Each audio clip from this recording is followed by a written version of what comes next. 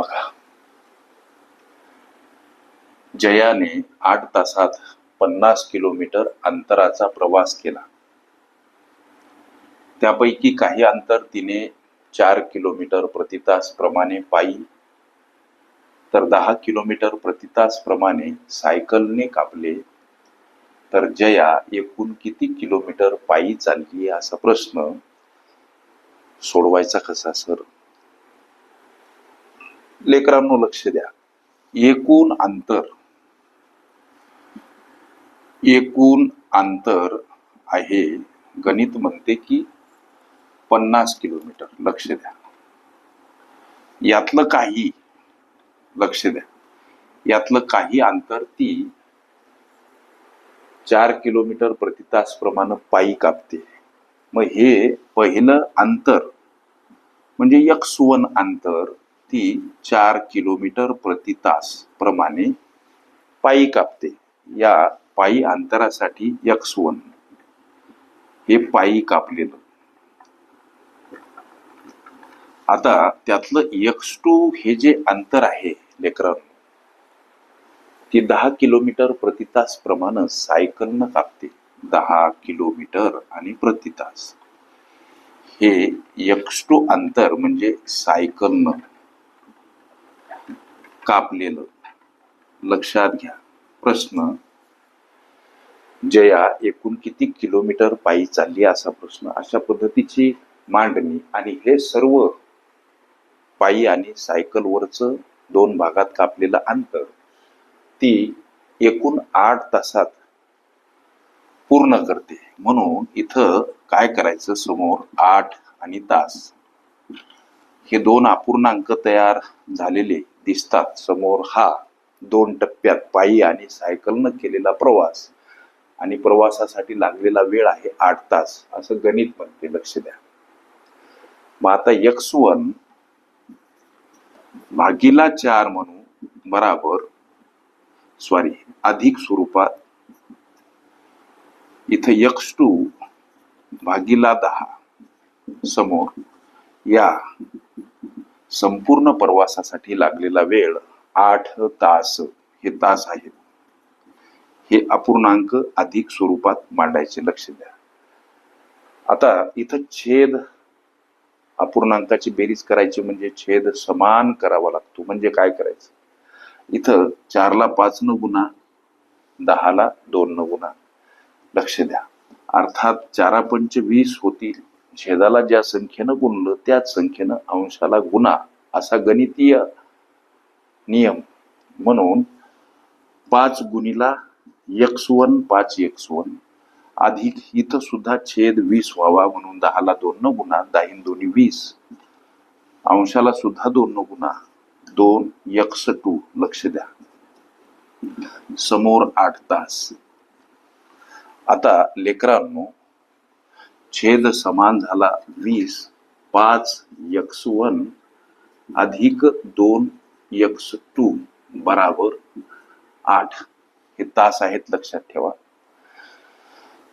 5x1 अधिक 2x2 एकटे करा. 8 कड जाताना 20 गुणीला मांडावे लागतात. लेकरांनो 5x1 अधिक 2x2 बराबर हा गुणाकार 160 हे बनलं समीकरण 1.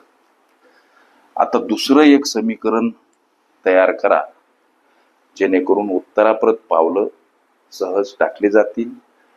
तर दुसरं समीकरण तयार करत असताना हे झालं वेळेचं समीकरण.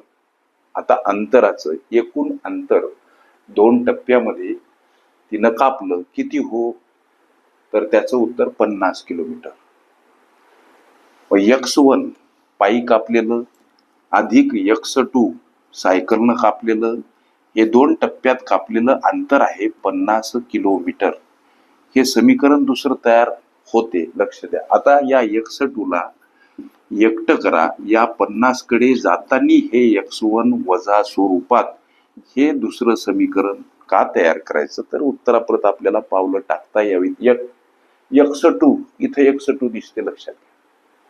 मग या x2चं हे 50 वजा x1 आलं कसं, x2 एकटे केले, हे x1 x2 सोबत अधिक असलेले इकडं परस्पर अर्थात 50 कडे जाताना वजा स्वरूपात मांडावे लागतात. या x2 ची किंमत 50 वजा x1 इथं x2 च्या ठिकाणी मांडायची, उत्तरापर्यंत जायचं. म्हणून हा सर्व कुटाणा आता समीकरण 1 मध्ये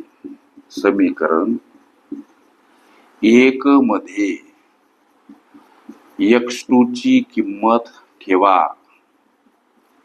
लक्षात घ्या, समीकरण 1 इथं मांडा. 5x1 अधिक 2x2 बराबर 160 हे समीकरण 1. आता 5x1 असेच अधिक 2x2 ला गुणिला x2 ची किंमत काय आहे ही लक्षात घ्या बरं का. कोणती? x2 म्हणजे 50 वजा x1.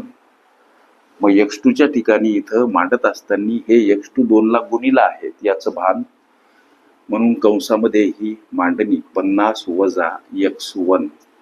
आता समोर बराबर चिन्ह, समोर 160. ओके. 5x1 अधिक 2 आतील पदाला गुणिला 2 गुणिला 50 काय हो तर 100 वजा चिन्ह 2 गुणिला x1 2x1 बराबर 160.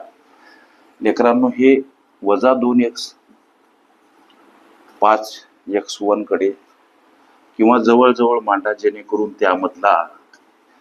त्यामधली वजाबाकी करणं आम्हाला सुलभ जावं. समोर अधिक 100 आता बरोबर 160. ही वजाबाकी 5 वजा 2 अर्थात 3x1 अधिक 100 बराबर 160. आता या 3x1 ला एकटं करा लेकरांनो. 160 कड जाताना हे 100 वजा स्वरूपात मांडावे लागतात. 3x1 म्हणजे काय तर ही वजाबाकी 60. लक्ष द्या.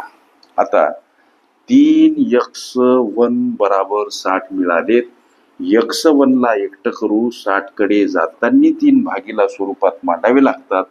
आणि x1 बराबर काय तर हा 20 न गेलेला भाग. x1 म्हणजे पायी कापलेलं अंतर किती असा प्रश्न. हे उत्तर मिळालं किलोमीटर मध्ये. जया एकूण किती किलोमीटर पायी चालली तर 20 किलोमीटर हे या प्रश्नाचं उत्तर पर्याय क्रमांक सी मध्ये लेकरांनो दर्शवलेलं आहे. ओके. अंतर, वेळ, वेग तसेच रेल्वे प्रश्न ह्या माझ्या प्लेलिस्ट अवश्य बघा. त्यामध्ये विविध स्पर्धकांनी विविध अंकांनी विचारल्या संभाव्य अशा असंख्य प्रश्नांचा सराव तुम्हास करता येईल. ओके.